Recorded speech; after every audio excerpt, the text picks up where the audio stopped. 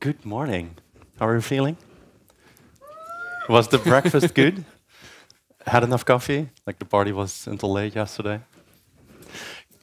Good morning. My name is Wietse Venema. I'm an engineer at Google. I work in the Cloud Run team. I'm Dutch, so I own 5 bikes. So that's something. And I also like to make very bad jokes. So this is a warning. Be warned. And I'm joined on stage by Christoph. And Christoph. My name is Christoph. I'm a cloud engineer. I'm from Austria, so beside bikes, my passion are mountains. Mountains? Yes. I have some good mountain jokes. Later. Later, okay. Okay. So we are here today to do a live demo. So it's a conference in a cinema. So we created this movie rater app, right? So you can rate movies, swipe left if you like it, swipe right if you don't like it. And we're going to have a leaderboard, like the top 3 movies. And our goal is, because we only have a front end, like index.html and a bunch of JavaScript and CSS. And our goal is to deploy this and have you all vote, so we can collectively decide on the top 3 of movies. So yeah, that's you, the user, access our front end. It will be online, because otherwise you can't access it. You can't go to my local host. And we don't have a backend. So yeah, maybe we should show this to people. You want to demo this? He built the front end. So this is the front end, just static assets which we just straight away created beforehand. This is served from the local file system. And yeah, this is the app. If we show it, we have an error message because obviously there is no backend. And this is the goal of this talk. Together with you, we want to build the whole backend. We want to host everything and everything which is necessary to make it available for this big audience. We like that there are so many people here. And additionally, we probably add a bit more load and load test everything. For this app, obviously there are a lot of things we need to create and consider. We need to host the static assets. We need to host our backend applications somewhere. We need compute. We probably need an API gateway, SSL, domain. Autoscaling. Autoscaling. Many people. Exactly. So a lot to do in just 30 minutes. But let's see how far we can get. One thing which is nice, what we can use, is actually Cloud Run. Wietse, do you want to explain what Cloud Run is? I'm in the Cloud Run team. So, anyone used Cloud Run before? Oh wow, that's a good portion of you. So save all the hard questions for the last, please. Yeah, so Cloud Run, for those who don't know, is I think the easiest way to get a web endpoint running on Google Cloud. So you write your code. It should start a process that listens for web requests, like listen on port 8080, handle web requests. You build and package that into a container image, you give it to Cloud Run, and you get an HTTPS endpoint and autoscaling back. Well, that's it. So let's get started. Let's start with it. Yeah. Let's jump into the IDE, and then let's start from the static assets, what we have. Mm-hmm. I didn't... Yeah. Where is that directory? I didn't open it. Whoops.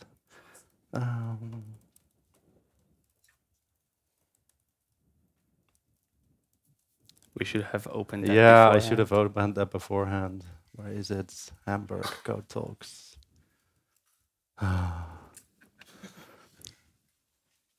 Radar Hamburg, there it is. You know, the thing with live demos is my intelligence drops by at least 50% if people are watching, and I can't type because my fingers start to shake. So bear with me. So there's the index.html. Cool. So here is the static assets. It's just HTML, JavaScript, and CSS. CSS, yeah. Cool. There's CSS. So let's start with the web server. We need to have something which is serving the static assets. Express. Express. Or what we very like is Fastify. Fastify is an HTTP framework for Node.js, which brings all necessary HTTP server capabilities, and it's super nice from a developer experience. Let us show you. Yeah, npm init. Like I'm more of a Go developer usually, but I can use Node too. So I will npm init to generate my package.json, accept all the defaults. This is okay, sure. Yes. Yeah. So we start a Node application. Yeah, there's a few things I want to do though, because I like modern JavaScript. So the type of the thing is a module. And then we need a start script. Yeah, sure. Start. Because the container needs to know what to start, so where to init. Yeah, sure. So that's node index.js. Exactly. Right. Okay. So the node index. So we need to start. We need to start with an index. Index.js. I have it here. Okay, good. We need to install some packages. Oh, yeah. Fastify. Fastify. I'm so glad that you're taking me all through this. I mean, if I'm doing this on my own, I'm like wondering what to type, and then I forgot to talk to you guys. So, npm install Fastify. Yeah, there we go. Fastify brings capabilities to have some route, and you do your custom logic. But to serve static assets, there is a plugin. Yeah, sure. So I will first install this, import this Fastify library before I forget. So you mentioned something about serving static assets. Yes, so there is a plugin. So Fastify works with a plugin system. You can create plugins and register them, so Fastify knows about them and handle those passes. And Fastify static is such a plugin and a side dependency. We can use that, and then I will also import that. We have these code snippets prepared. Yeah, it makes it a bit easier to watch, because otherwise we'll making all the typos and you will be very bored by the end. So I'm importing the Fastify library, importing serve static, which is a module that I registered. Something else we need to do: listen for HTTP requests. We need to start the server. Yeah, so I will look if there's an environment for a variable port, because Cloud Run requires that, and I will start listening on the port. Cool.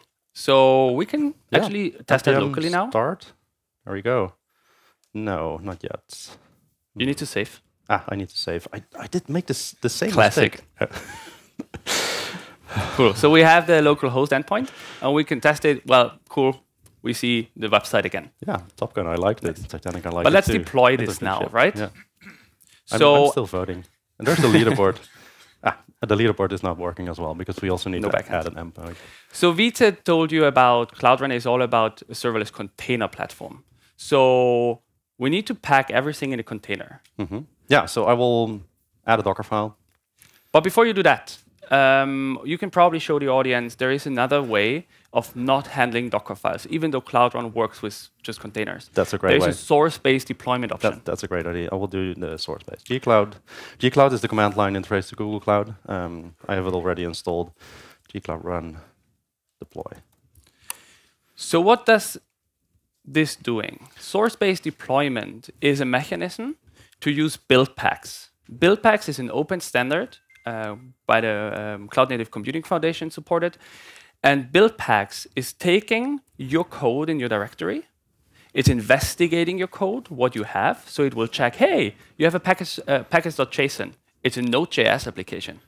So it will start creating the container from scratch without defining anything. And it basically has a bunch of heuristics, right? Yes. Yeah. And source-based deployment is using Google-provided build packs. So it will discover, hey, it's a Node.js application. We need to install dependencies, Fastify, for example. And it's doing all necessary things around to, in the end, put out a container image, a valid one. And this command, what Wietse just did, is doing this magic, which is called build packs. It's hosting the container image in Google's container registry, artifact registry. And then it's deploying this Cloud Run service by just this single command. I wouldn't call it magic, though, because the Google Cloud Build Packs are open source. There's a GitHub repository, so you can download and inspect everything, what it does. So this single command makes it possible to deploy this whole directory, this whole application, and it will provide us with an endpoint, which is a valid SSL certificate, an HTTPS endpoint, and it handles, like a serverless platform does, the scaling for us. Cool. Yeah, so we're still waiting. Hey, you really like mountains, don't you? First joke. Yes, I do. Okay. I won't tell it to you, though. Maybe you know. Like, how do mountains see? It's an English word pun. Anyone? I see Lisa knows. No, she doesn't. They peek. Peek. Okay. Why are mountains always warm? They wear ice caps? I'm just getting started. So maybe you explain what these steps are. So we're creating the registry, we're uploading the source code. It finished building. Now it's creating a revision and routing all the traffic. Yeah. Creating a revision, I wonder what that is. Service URL. Okay, so there is an HTTPS URL we have on the run.app domain. Try it out. I'll try it out. There we go. It's live, and you Nice. can all access this URL. yes, applause. Thank you. We are serving static assets. Wow. From zero to production. It's like, maybe we should just quit here. We're on a high. But as you see, there is still no backend, right? Yeah. And we want to test this app later with you. So this I don't think this is a URL that, I mean, I like that Cloud Run provides this HTTPS URL, but there's this really wonky hash, unique hash in there. Like, this is the name of the service, then the wonky hash and the region code, because I'm deploying it in Europe West. we can do better than this. We can do better. Yeah, so let's add Firebase hosting. Yes. Yeah, so this is the Google Cloud Web Console because, well, I'm assuming most of you will do cloud resources using Terraform or using the CLI. We also have a web console, and it has like all the products that we have on Google Cloud, including Google Cloud Run. And our services right there, and also the one that I used this morning to test. So this page shows all the golden metrics of my service. Like once we start sending a bit of load to it later, you'll see the requests, request latencies, the number of containers, because remember, Cloud Run will automatically scale to handle all incoming requests.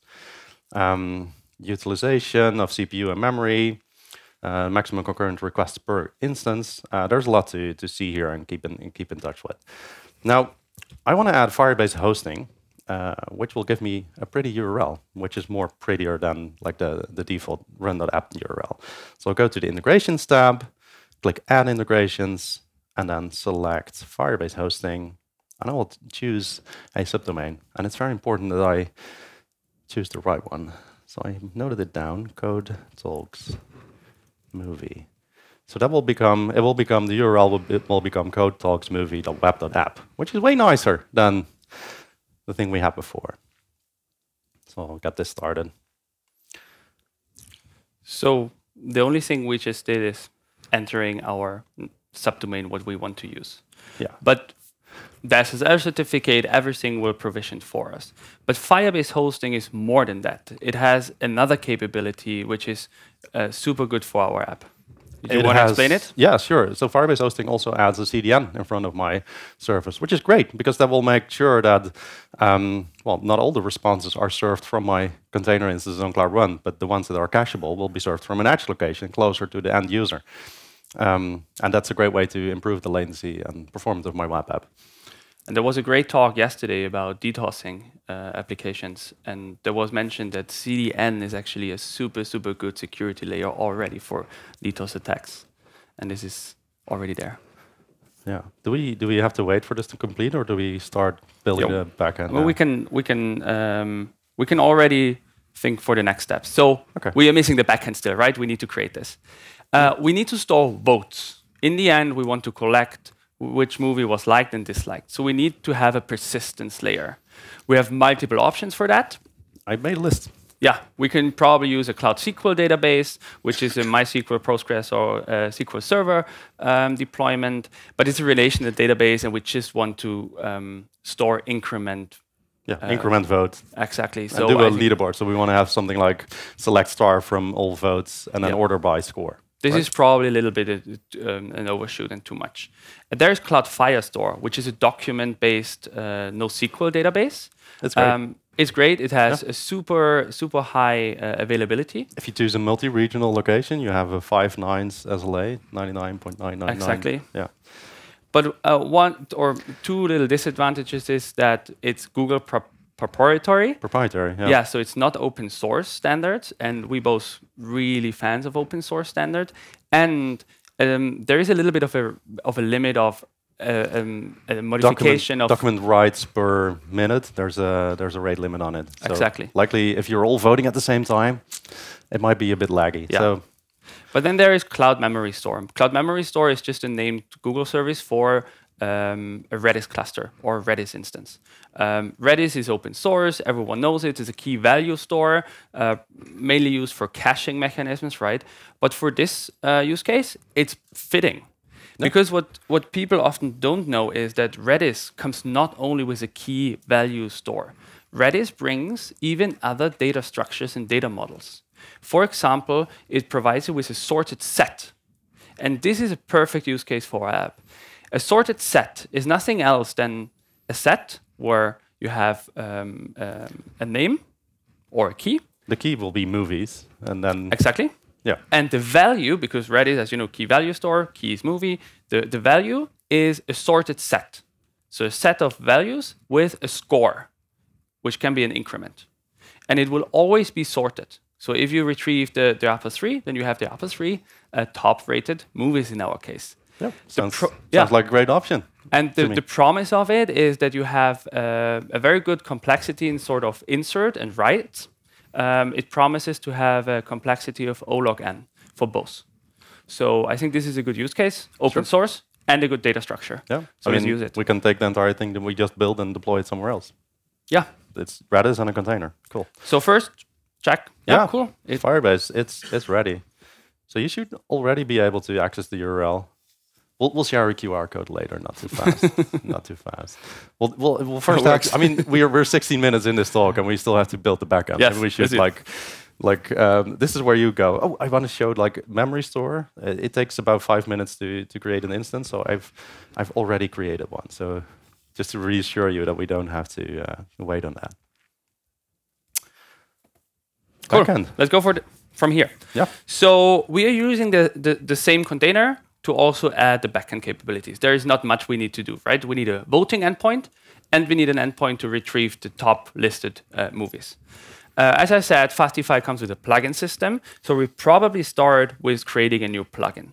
We use touch, routes.js for route plugin. We come here. So we start by creating a plugin. This is just exporting a function, an asynchronous one. We're coming to that later. And we have a health checkpoint. So we use Fastify, a post endpoint, health, respond with 200. We want to use Redis. So we need to connect to Redis, right? So we need the Redis connection. Wow, that was fast. You're a fast typer. We import Redis, but because we import this, we also need to install it. Yeah, and I added a bunch of settings to the socket because by default it will wait for an hour trying to connect to the thing if it isn't there, and I just like things to quit early when they fail. So that's why there's the connect timeout and no reconnects and exactly disabling the offline queue. And as you see, we have an environment variable with the Redis host, so we need to provide as an environment variable the endpoint of Redis. IP address. Yeah. Yes. Yeah. Cool. So next is let's create the vote endpoint, and I'm super fast again. Oh, here we have it. So what is this part doing now? We first initialize the Redis connection. We wait for it. And then we use a schema. And then we have the vote endpoint. The vote endpoint only takes and parses out the ID and the vote, which is an increment number, from the body. We have a log statement. And then we use from the Redis client the set increase by method to have the movie key and the sorted set with the votes and the movie ID. Okay, so the ID will be like Barbie and vote will be like 9,000. Exactly. And then I get 9,000 votes for it. Yeah, okay. But not really, because we have the schema. I really like the schema. Yes. So why we use the schema here, which we used here, Fastify is validating the incoming request against this schema. This allows us to not handle and check in our handler code regarding if it's a number, if it's a string. It will do that on the way on top of the schema. And we can also say the vote is a number and it should be by maximum 1 or minimum -1. So one call can only increase by 1 or decrease by 1. And that's it. Yeah. So we need the top movies, right? Top movies. Fast again. Tap, tap. We have a get endpoint, top movies. We use the Redis set range with scores method, which gives us the upper 3 movies, top rated movies of this sorted set. And we return this as a JSON string. And then order in reverse, because by default it will go from 0 to... Yeah. Cool. We save this file, and the only thing left is we need to register this route plugin into our Fastify uses. So register, just 2 lines of code. We import our plugin and register it. The nice thing about Fastly, and this is the user experience around it here, we're doing a Redis connection. This is a method which we probably need to wait for, right? Because we need to establish the connection, and only after that we want to start listen to the server. Fastify is handling that out of the box with the register. So it will register the plugin and wait until completion, and do that in order if we have more than this plugin. In this way, we can just, like in the next lines of code, we start the server and not have these tweaky callback functions or wait and asynchronous handling. So I think this is really nice. Yeah. Let's save it and test it out again locally, npm start. Ouch. Ouch. Why? Because obviously we don't have Redis, so it couldn't connect. I installed it. Good. Yeah, Redis dash server dash. Oh, you're used to the German keyboard. I can see that. We start Redis servers locally. I establish a new terminal session and then run npm start. Yeah, we have it here. Let's go to the local host. And if we vote, Barbie, yes. Oh, Snakes no. in a plane. I like that. Oh, man. Hey, do you know that this movie was partially filmed in Hamburg? Tomorrow Never Dies, James Bond. Maybe the leaderboard? This dates me. Yeah. And here you see the leaderboard already. Okay. So it seems like our backend worked. Yeah. So let's deploy this now. Go back, stopping the server, and we are now deploying like the updates with the same command. Gcloud, run, deploy. Whoops. Applause. Very good. Accept all the defaults. That will be fine. The service name. But it will most probably fail as well, because, again, there is no Redis. Where should it connect to which Redis? We'll try to connect to localhost, because that's the default. Yes. There's no Redis server on localhost. Yeah. But before doing that, maybe you explain a little bit more what this command, when we execute it the second time, does, because it's creating a new Cloud Run revision. Yeah, sure. Yeah. Maybe you explain this. We even have a picture of it, right? Do we? Oops. There you go. Yeah, a Cloud Run revision. So every time you make a change to the container image or a setting of the service, Cloud Run will deploy a new revision, which is essentially a little copy of the service, and it can handle requests independently. So when I create this new revision, which is now being built, a new set of container instances will start up, and Cloud Run will start routing traffic to it as soon as it's ready, right? So it's immutable deployments, basically. And what's great about this model is that it makes it very easy also to do traffic splitting. Like, hey, maybe we have this new revision ready and we want to roll out traffic percentage by percentage. And if we see errors occur, then, well, maybe roll it back quickly. Cool. The container is still uploading the sources and building at the moment. Maybe we can already look at the settings which is necessary to connect to Redis. I had this really great joke about mountains. That was this. I was allowed to do the joke now, yes. Right? Okay. Why didn't get the bike to the top of the mountain? It was too tired. Look, someone is sharing my affinity to bad jokes. Thank you. All right. So yeah, we wanna have the settings, right? So that's Here's the memory store instance. Memory store instance. It has an IP address. So I'll just copy that. So Redis instance is deployed within the VPC. Yeah. So what we need to make sure is that the Cloud Run instance can communicate into our VPC, like the VPC traffic, the egress traffic of the Cloud Run instance need to reach the VPC and then reach the endpoint of the Redis instance. And yeah, it failed. It failed. Yeah, because I made sure that the container wouldn't start if it couldn't connect to Redis. Cool. So even though the revision deployment failed, my service is still running because the traffic is still going through that old revision that was still healthy. Do you want to see that? Yes, healthy revision. Nothing like I made an oops. I deployed an unhealthy revision, but I'm going to fix it now. So I'll click Edit and deploy a new revision. And you know what? We're going to do a load test, right? So I will change the maximum number of container instances to 1,000. Yeah. Higher, let's do that. Or let's change to 1,000.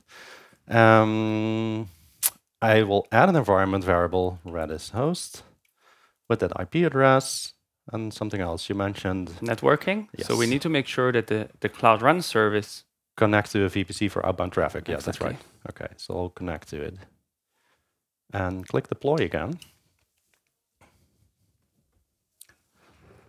Now this will be faster because it doesn't have to build the whole container. It's just changing a few settings. So as you see, not only a code change or a container changes, making a new revision, also the configuration changes is creating a new immutable revision. It's ready. I think we're getting close to the point where everyone can start to vote on their movies. Yeah. Cool. Let's test it out. Swipe. It works. No error message. Go to the leaderboard. Cannot reach the vote backend API. Huh? Let's see. It's a live demo. It's a live demo. This happens. Huh. No leaderboard. Well, that's sad. Maybe what happened? Maybe it didn't switch yet. Yeah, that might be the case. I'm not seeing an error message here. So maybe we just have to be a bit more patient. It's a live demo. It's a live demo. 404, top movies. Ooh, the endpoint isn't there. I always like it when it goes wrong. It's called the vote and then top movies. Should be there. The local deployment worked. Yeah, I would say that. Good enough. Oh man. Well, we can have everyone vote. Yeah. Yeah. Let's. But let's see the developer. You want to see the console yet again? Yeah, but for the voting, if the voting endpoint works. Sure. Yeah, 5 votes for Pulp Fiction already. I think people are already voting. Redeploy. Redeploy? Nah.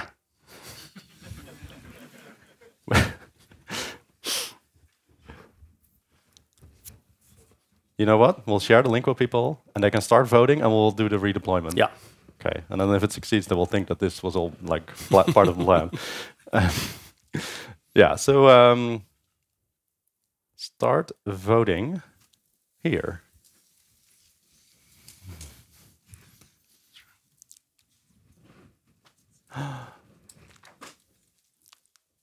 Firebase hosting has this. It will cache a 404 for a while. Ah. So that will. It's not the deployment. It's really there. If I go to the original, do we all get this? Like, it should be mobile ready. Let's just direct endpoint. How can I bust the cache of the direct endpoint? Yeah.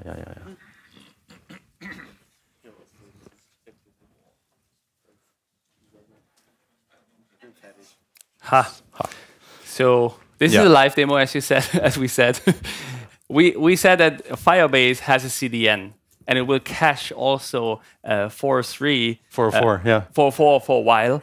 And exactly, we run into this. Yeah. So we now opened the straight URL to Cloud Run, which works. And now it works. So after a while, even our domain should work properly, hopefully. Okay, cool. So we already see quite a bunch of votes. Votes. Nice.